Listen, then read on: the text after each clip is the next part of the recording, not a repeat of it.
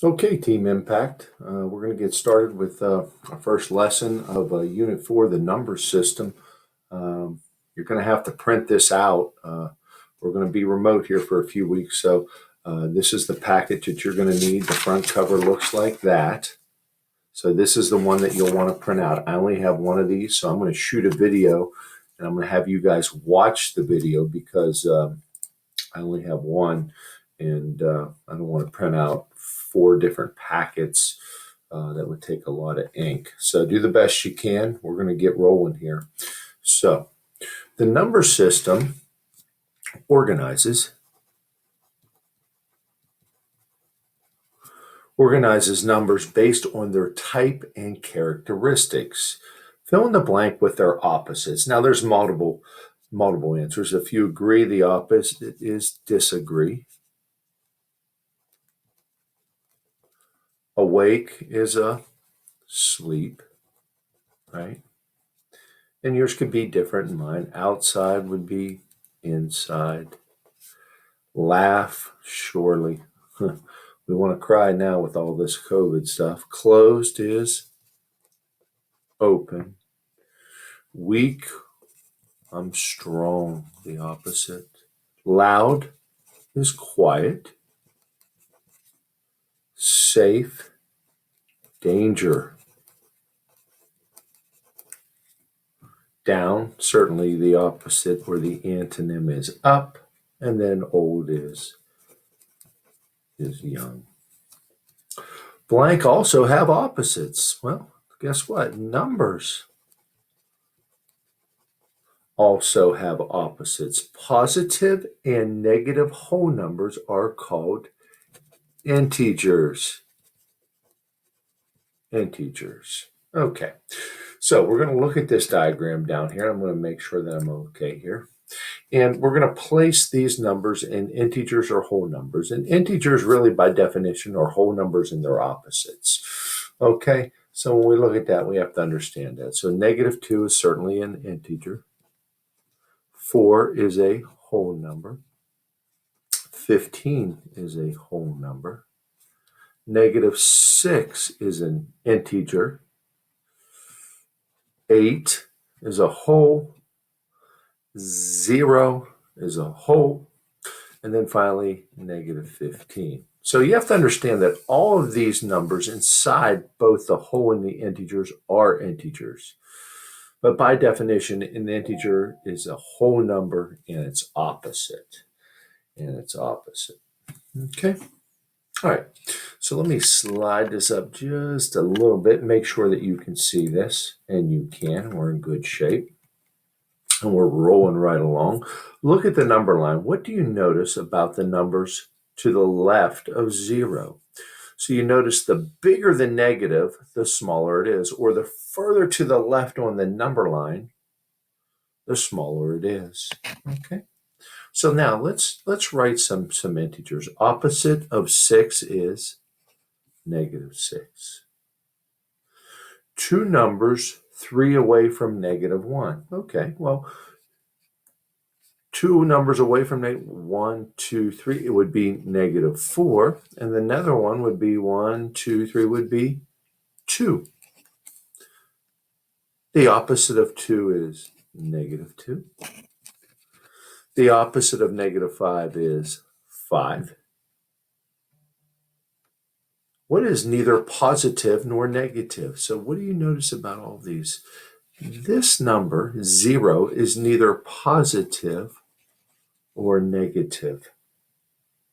And then we need 2 numbers away, 6 away from -3. So here's -3, 2 numbers 6 away, 1, 2, 3, 4, 5, 6. Well, one is 3, and another one 6 away from -3 would be 1, 2, 3, 4, 5, 6 would be -9. -9. How is a number related to its opposite? A number and its opposite are always the same distance from 0. So I'm just going to write the same distance from 0. And you'll notice I put my little line through 0 so we know it's a 0. But anyway, let's take a look at this. So let's talk about that for a second. So, all right, a number and its opposite are the same distance from 0, 1 and -1. 6, -6 and 6 are 6 away from 0. And that's the whole concept of that. Okay. All right, so let's flip the page over and take a look at the other side here. Let me adjust my camera just a little bit and go from there. All right, so use the number line below. Brainstorm different real-world phrases that indicate positive and negative numbers. Okay, so when I think of negative numbers and positive numbers, I think of money. Okay, because money is really important. We have to have money to survive, sure, certainly. So one term that would be a negative would be a debit, D-E-B-I-T. When they debit your checking account, they take money away. How about another one would be decrease? Decrease. We take it down. How about withdrawal?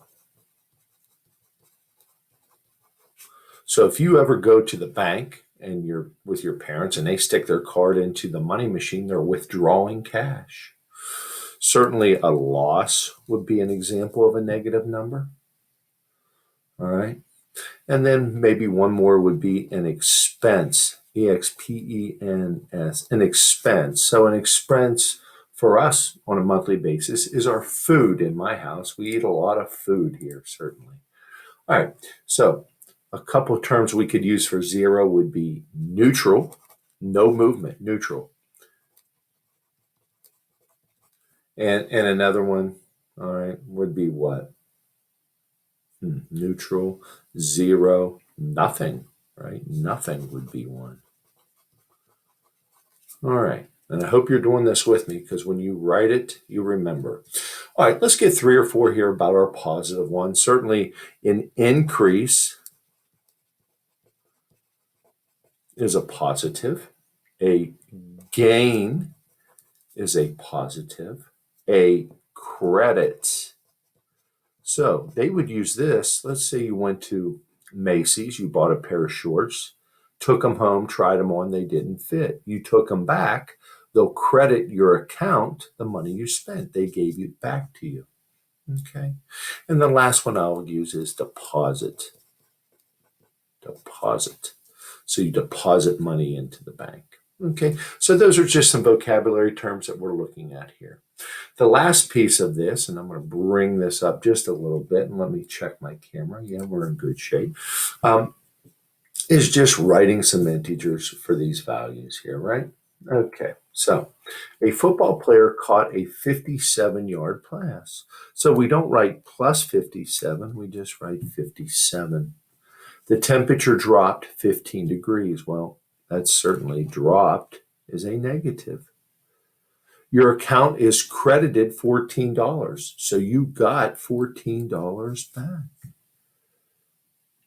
The submarine is below sea level, below, underneath, so it's negative 550. Carbon has 6 protons, so this is some chemistry, the periodic table of elements, but we would just write that as 6. 101 degrees above 0. Wow, that's pretty hot. So let's just write 101. A bank overdraft, bad. You don't want to overdraft your bank account, but overdraft would be a negative 27. A quarterback is sacked for a loss, negative 5. Okay. And then finally, write a situation to describe negative 28. Okay. I would just say a bank account. A bank account is overdrawn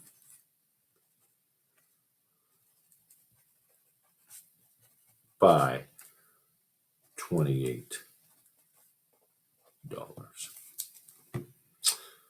So anyway, just wanted to go through. It's just an introduction to integers, positive and negative numbers, or whole numbers and their opposites.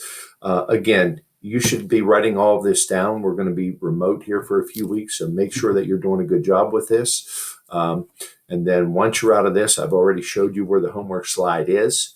And again, I'm in the meeting, so if you have any questions, let me know. Thank you.